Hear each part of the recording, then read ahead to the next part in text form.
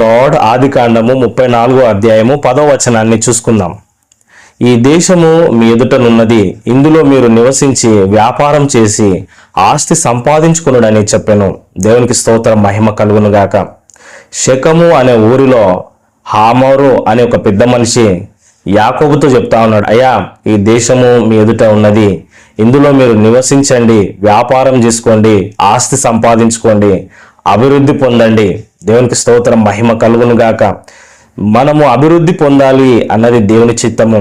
మంచి ఐశ్వర్యం కలిగి మరి ఉన్నత స్థితిలో ఉండాలి, తలగా ఉండాలి అన్నది దేవుని చిత్తం. ఈ వాక్యాన్ని వింటున్న ప్రతి ఒక్కరిని దేవుడు ఆ విధంగా దీవించును గాక.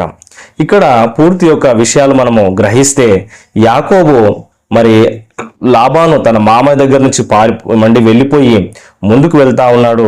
మధ్యలో ఏశావు తన అన్నతో సమాధాన పడ్డాడు. మరి ఇంకా ముందుకు వెళ్తూ షెకము అనే ఊరికి వచ్చినాడు.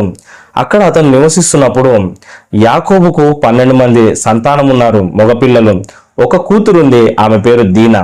ఈమె తన ఫ్రెండ్స్ ఎంబరి మరి అక్కడ ఉన్న కొంతమంది అమ్మాయిలతో కలిసి కూడా చూడ్డానికి, ఆ ప్రాంతాన్ని చూడడానికి ముందుకెళ్ళింది.